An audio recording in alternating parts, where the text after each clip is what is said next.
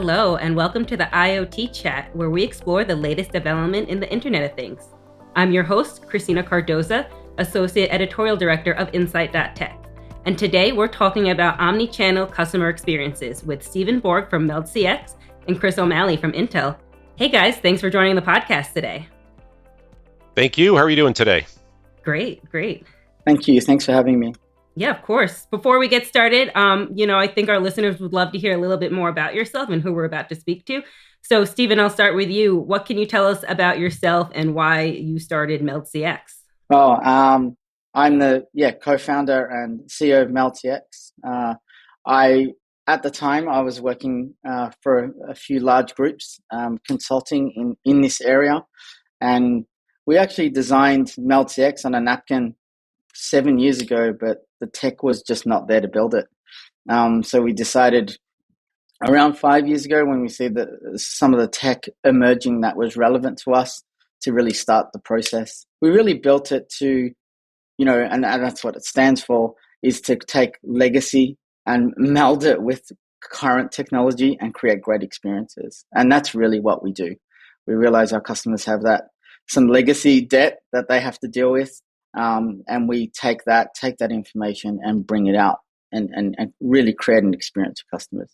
And Chris, welcome back to the podcast. For our listeners, why don't you refresh their memories, what you're up to at Intel these days? Sure. So my name is Chris O'Malley. As Christina mentioned, I'm at the Intel Corporation. I am a marketing director for the Internet of Things group. I focus on essentially the technology used in retail, hospitality, banking, and entertainment segments. Primarily, we're thinking of how does technology drive experiences in stores, and our whole goal is to support technologies like Stephen's company, meldCX, works on. Great, and I should mention that insight.tech, the program, and the IoT Chat podcast are owned by Intel, so it's great to have somebody from the company representing this conversation today. Stephen, I love how you mentioned in your intro that when you started the company, that technology wasn't there, but now we're seeing that technology rapidly advance today. And in addition to that, over the last couple of years, these customer experiences in retail, hospitality, all of these different industries has just completely changed and have had to change. But, it's great that we have this technology to be able to do that. Not everybody knows how to utilize the technology or how to change, what's the right change for them. So why don't you start by telling us a little bit about what you're seeing in this customer experience, how you're seeing this evolve across different industries? It's interesting. I think the whole COVID situation, multiple lockdowns, has really accelerated the curve, right? We've had customers, and we talk to them, and we've still got the same issues where they need to increase the level of service without as many resources, either being budgetary or they can't get access to the correct staff. So you've got this expectation of needs increasing while you have less of an ability to facilitate those customers. So what we're finding is that when customers do venture out, and this is feedback from our customers or our key enterprise customers, when their customers do venture out, they expect a higher degree of service. They expect a demonstration of cleanliness, right? That they're respecting the situation and following process. And they also expect a higher degree of engagement. So how do you do that while either reducing costs or with less resources? And we have customers that can't even hire to the needs they have to facilitate. So what we're seeing is that they're starting to turn to technology that takes the transactional elements or these elements that use up resources that are not customer facing and redirecting those resources to creating great experiences. And we're seeing that in hotels, from seamless check-in and check-out, in grocery, transactional items that slow customers down in either self-checkout or in actual checkout when, things like processing fresh produce. And we're seeing that really across the board. What are the opportunities to reduce friction, create automation, but increase engagement? You mentioned the pandemic, how that sort of accelerated things for businesses. And I imagine a lot of these businesses were forced into a digital transformation they weren't quite prepared for. So they've had to make a lot of changes on the fly to stay competitive. And now that we've had some time to look back at those changes that were made, Chris, I'm wondering from your perspective, how well have these industries, like Stephen just mentioned, retail, grocery stores, hospitality, how well have they been at dealing with the changes that need to be happening and taking on this digital transformation? You know what? It's a mixed bag, to be honest. You know, all the trends or the challenges that retail was facing prior to COVID, they still exist. You know, 3 years ago we were talking about frictionless. You know, the millennials, digital natives have been growing. They don't like to talk to people, so it's been self checkout, wayfinding kiosks, that type of thing, engaging with technology as opposed to humans. There's been inventory and supply challenges. There's been there's been some increasing theft. There's been the need for inventory. But the reality is we were kind of at this slow level of growth. You know, it was a nice to have this technology, but it wasn't absolutely necessary. What we found is the people that, or the companies that started to invest in this type of technology prior to COVID, now that COVID's hit us, they're the ones who invested previously are doing really well. The ones who don't are trying to build this entire technology structure without any previous investment, and they're struggling greatly with it.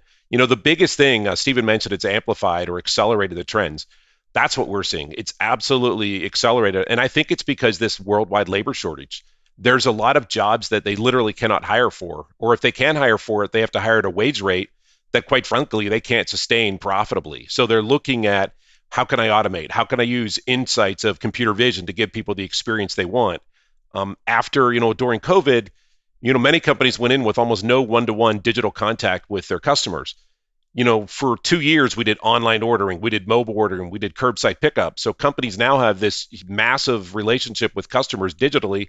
If they don't know how to deal with that data, if they don't know how to personalize with that data, they're really struggling. So we're really seeing the companies that invested prior to COVID taking off, and the other ones are playing come from behind, really struggling to put the IT infrastructure in place, how to use computer vision and things like that to make it really valuable. Stephen, I imagine you're working very closely with a lot of these businesses that are struggling with these things like infrastructure or to adapt to these changes. What have been, the top pain points or challenges that you've been seeing, and how can they address these now going forward, or how can they implement these new technologies and work with meldCX to go down a better path? Yeah, I think there's a few areas. One, when we started out with meldCX, I mentioned earlier that we took a little bit of a pause and made sure the technology was available. The reason for that is when we went out with meldCX, we wanted to create a solution out of the box where you could simply plug and play. You don't need data scientists. You don't need, a massive team to stand up what we see as the most common aspects of computer vision. So analytics, tracking, inventory, those type of things you can just plug and play out of the box and get going. So that was one of the first things we wanted to do. And then secondly, we wanted to create a method where you can take, and we found a lot of customers in this state where they had to furlough some of their team members during the pandemic and couldn't get them back. So we found a lot of customers that were, say, 3/4 through a project where they had existing investment in, some models. You can take Meld and pump those models down Meld, because we use OpenVINO, and mix them with other models we have to complement. So we've got this thing called a mixer, and it blends models together and gives you an outcome. And then thirdly, we actually created a service that if you have a specific use case or a problem you're trying to solve, we can go ahead and create that model for you. We have a synthetic data lab because we face the same issues of getting content or getting the right video to create these scenarios. So we have a synthetic data lab. So what we're finding is that now the level of engagement is cross-business. Customers are very invested, and we're finding that we have, unlike the past where we might have an IT stakeholder or a marketing stakeholder, we have everyone at the table because they see the benefit, and they really drill down into understanding what they need. So we sort of advise customers to start with computer vision, start with out-of-the-box modules, and then go from there. because they really don't, and most of them don't comprehend the power of it. And what we try and explain to customers is that this is an amplification of your existing capability, right? So you put your machine vision in or your models, and it either feeds you data or automates a function or creates a cause and effect to enable your staff to do, more with less. So really we say start at, what's out of the box, experiment with it, and then we have our team work with them to try and really drill down into that problem solving phase for future growth. Chris, is there anything you wanted to add about challenges that you're seeing and how tools and technologies today can address those? The big thing, and I think Stephen addressed it already, is especially with the name meldCX, melding the old with the new technology. So computer vision is great. It's a great technology, and it really can, figure out how to deploy the people where you need them most. But what's exciting about some of the technology that Meld offers is, say you don't want to do the full investment into a new camera setup right now. You may have security cameras already there. meldCX could take those feeds right away, load some models on that, and get basic data just from the get-go. So you don't have to do this massive investment to start to get data. Now, what we find is once customers actually start to realize that and they see what the computer vision can provide, then they're interested in investing further. And they say, wow, instead of just, looking at operational type stuff, is there a liquid on the floor that I need to clean up? As 30 people entered a bathroom and now I need to go clean the bathroom, and that slot machine's been used 150 times. I want to clean it now, or something like that. They start to add it to more and more. They see the power of it, so they start to add more and more and more. And what I find about that is it's great, because this type of technology is not, it's not coming to an end. We're at the beginning right now. I wouldn't be Intel if I didn't say Moore's Law. We're doubling the performance of our technology every 2 years. The corollary to that is that technology becomes cheaper every single year too. I mean, technology is reduced by more than half every 2 years. So you start adding compute to everything. And when you start adding compute to everything, there's an immense amount of data. So you need technology like this to start making insights, those actionable insights that are valuable for your company. Now, we've been discussing sort of how these physical spaces can transform themselves, grocery stores, restaurants, we've mentioned, but it's really a bigger piece to this is the online aspect of it. I think sometimes we tend to think of e-commerce and retail, physical retail, as two separate things, but today they're sort of merging and melding like you explained. So, Stephen, when we talk about a retail omni-channel experience, what does this really mean and what is it touching? Yeah, and I think it's really touching on every aspect of your customer's journey, right? I think there's been a lot of focus on mobile, a lot of focus on web, but connecting mobile to web in a single seamless experience has not been something that we've seen when it comes to connecting those two to an in-store or a physical contact point. And often we find they're completely different experiences, right? So what we're finding is by using data or connecting those dots.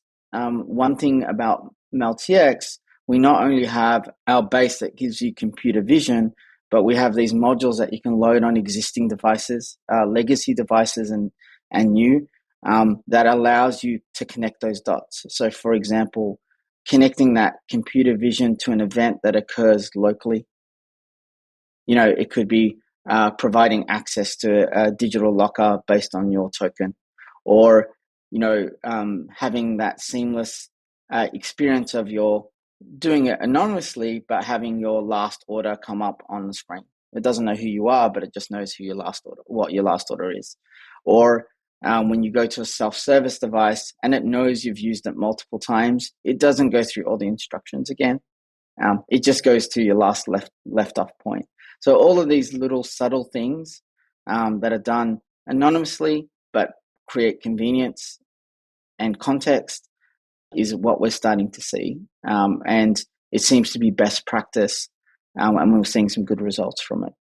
So how would you suggest businesses, get the best of those both worlds and really connect the dots? How do you start on this omni-channel journey and make sure that you're providing the right value to each platform and those platforms are all connected together so that you're getting even more value into your business?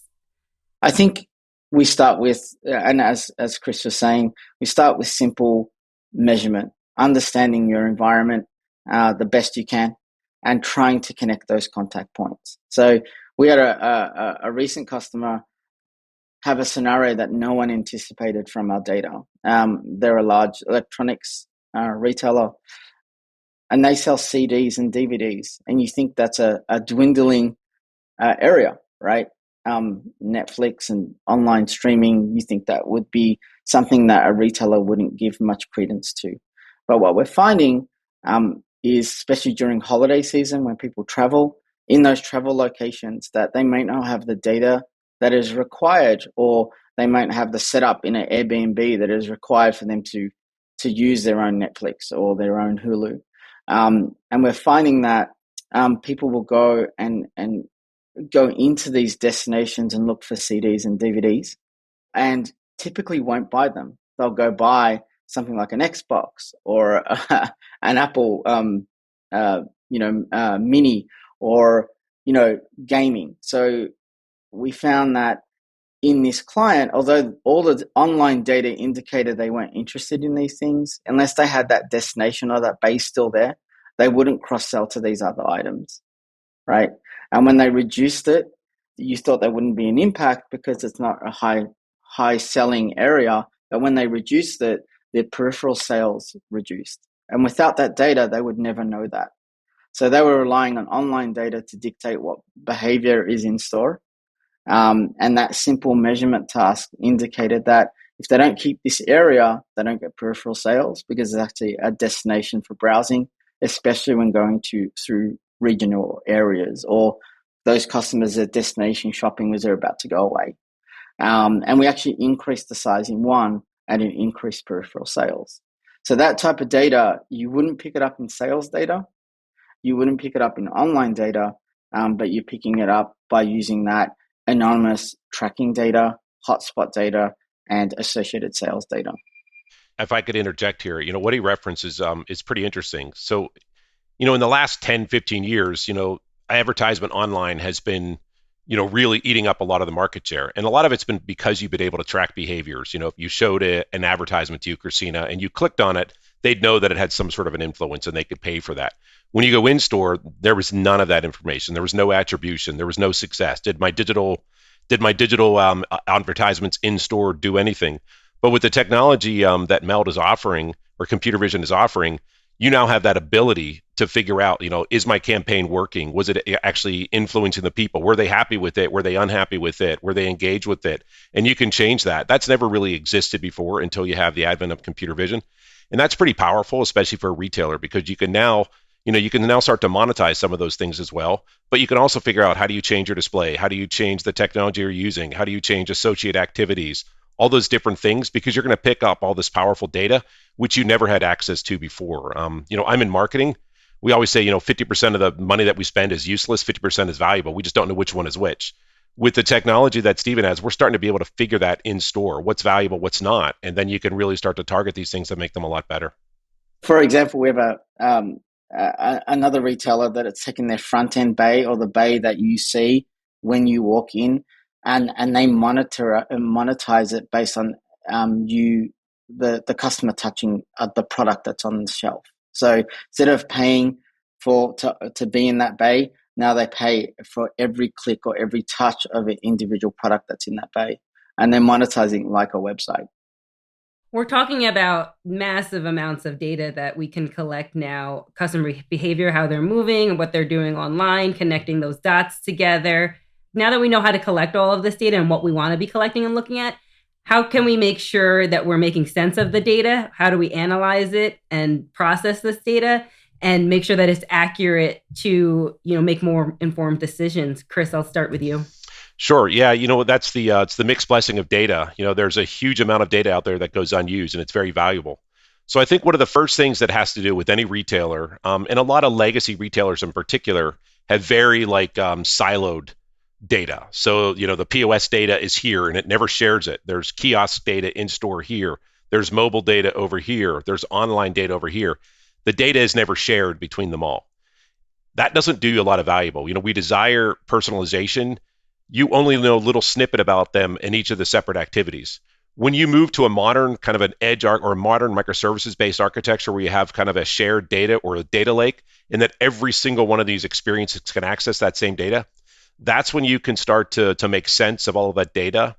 The other thing that's incumbent is you got to make sure that you standardize the data. How do you store the data so that every app that you're running on top can kind of access the same set of data, understands exactly the importance of that data, and then figure that out. And then the other thing that frankly starts to happen, and Stephen's already referenced this a little bit, with big data analytics, and we're at the advent of that as well, you could start to look at pieces of data that outwardly to us make no sense. There's no correlation, there's no relation. But if you see it over and over on big data, you can actually make the correlation and figure out that actually, yes, this product A does influence product B, and you can start to set that up that way.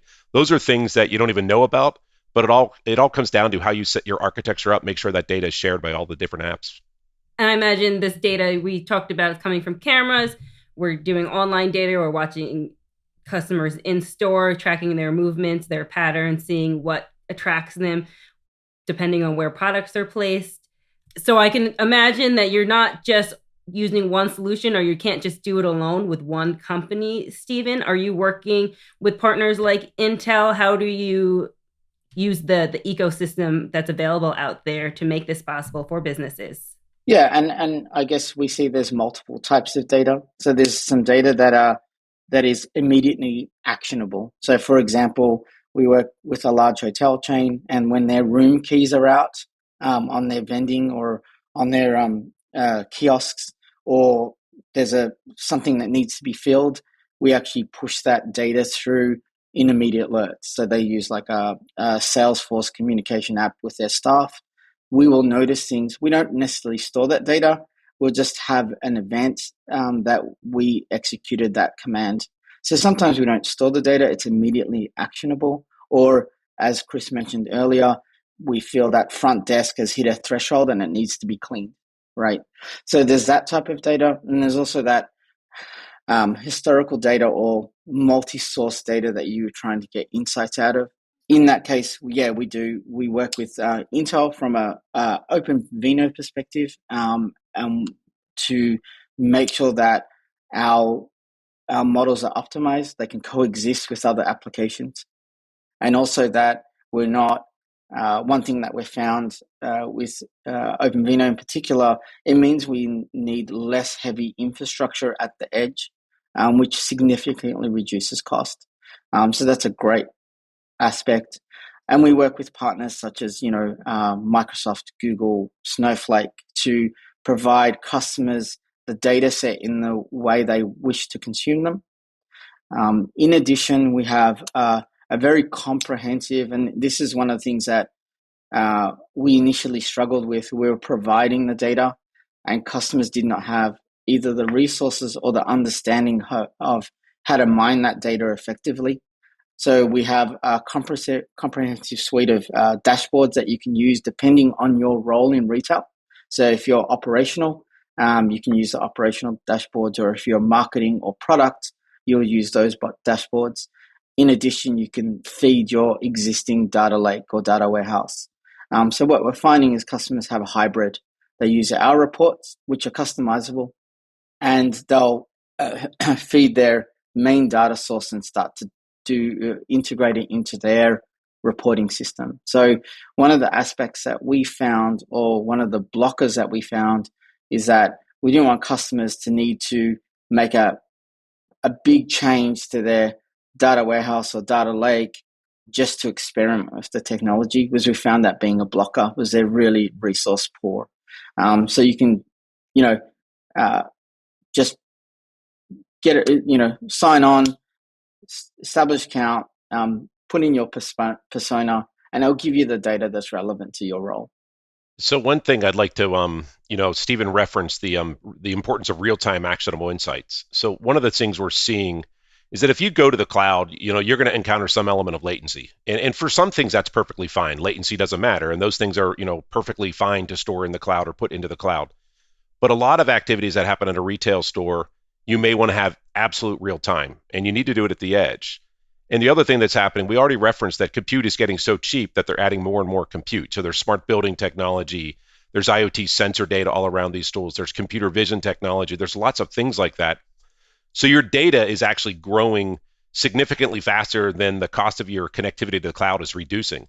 So you really can't, in theory, you can run all of this video data, computer vision, you can run it in the cloud. The problem is your cost of connecting to the cloud to make those insights is going to explode, and it's going to exceed the value. You have to do this type of stuff at the edge, and that's where Intel with OpenVINO is very much optimized for efficiently using the edge capability to do the inference and get those real-time analytics that you need. That's where we've been focused, and that's where we see really important. I think some of the data we're seeing is that data is growing so large that about 95% plus of the data is actually going to be dispensed with and disposed of at the edge, and only a certain amount, let's say 5% or less, is ultimately going to go to the cloud for permanent storage, for analytics and things like that. But it's key metadata. The rest is going to be processed at the edge. So the edge is absolutely growing rapidly. And that's what we're finding. We don't send any video to the cloud. So we strip out everything we need at the edge. And we do that for two reasons. One, to reduce the cost. And most importantly, we do it because we abstract all content at the edge for privacy reasons. So that way, there's no instance of any private data going into the cloud or going through our system. It's all stripped out by that edge device and OpenVINO. Yeah, and with GDPR, that is really important. So any type of anonymous analytics, anything like that has to be deleted at the edge. So you just gather the data that's important, but no images, no nothing is ever sent to the cloud. It's not allowed to be sent to the cloud. Since you both brought up, cost being an aspect of this, Chris, I want to come back to something you mentioned earlier, which is, you have to look at your infrastructure and change things and consider the legacy technology that you do have. But I know some businesses can be worried about introducing new technologies to their infrastructure, whether or not it's going to be a smart investment in the long run. So how can they ensure that the technologies that they're using, the infrastructure that they're changing, is going to meet their needs today, but also be able to scale to meet their needs tomorrow? Got it. So yeah, from an architecture standpoint, the first thing that you have to be future-proof. So whatever you do, it has to be future-proofed. And that's why we think that you need kind of an open, what we call a microservices-based architecture. The siloed architecture, which worked well in the past, it fails as you continue to add new technologies and integrate new data. It becomes so difficult. The cost of integration is just going to overwhelm you. If you build your modern data, and you could start it, by the way, from your online, and then you can add your mobile, and then you build it down. Most people go down until like either the restaurant or the retail level. The last thing to be integrated into that modern architecture is probably the point of sale. That's kind of one of these sacrosanct things. But when you build everything else, eventually the POS can be sort of an app right on that as well too. And then because you've got the data infrastructure set up, everything like that, as soon as I add a new technology, it's much easier just to drop it in. It almost becomes like a new app placed on top of an existing infrastructure. And it's very easy to launch those new apps. And you can really get to market a lot quicker than if you had to integrate in the old ways with the siloed technology. And we've been talking a lot about the business benefits that these organizations are getting by introducing these technologies and creating these omni-channel customer experiences. But Stephen, I'm wondering, how are the customers dealing with all of these changes? What are the benefits that they're getting from digital signage or video analytics? What we're finding is that if it's done with privacy in mind, that customers respond to it, quite well. In that either they have a less, a frictionless experience, they're getting through the checkout quicker, or the staff member has information that's relevant to them at the time, or maybe tailored, so they're getting content that's tailored to either their persona type or based on their frequency of visits. All this can still be done anonymously, but it can create context or awareness. So we're finding that if you're providing a frictionless experience, that staff member is not just focused on the transaction. We found this, we do some financial institutions as well, where we found those staff members could have more of a conversation rather than focusing on some of the transactional aspects.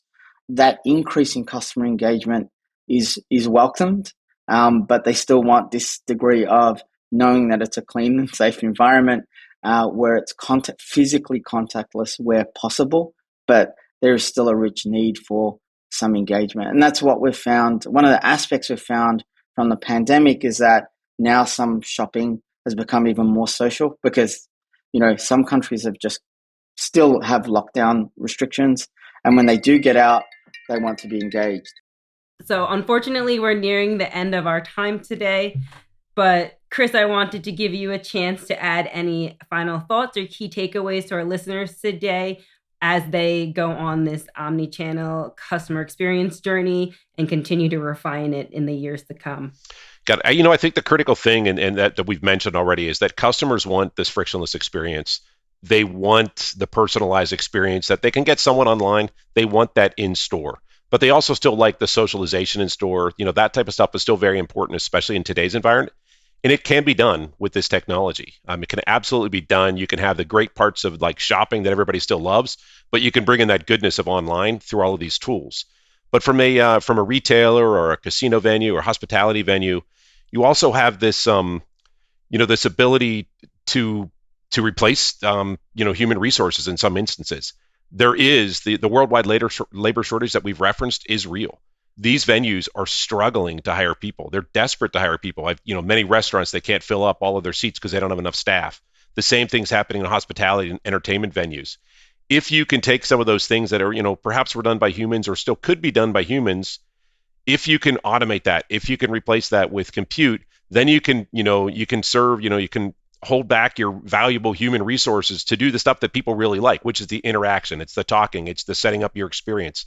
That's what you really need to do. Focus your human resources or your human talent on that interaction that people really like to really drive experiences. And all of that stuff in the background, all the operational, all the inventory, all the insights and stuff, set that up with computer vision and automation that, excels at. That's what it's really good at. Yeah, that's a great point. As an end user to some of these things, grocery stores, checking into hotels, ordering online, food to go, I am already seeing such a huge benefit with the implementation of these technologies, and I can't wait to only see it advance in the years to come. So with that, I just want to thank you both for joining the podcast today.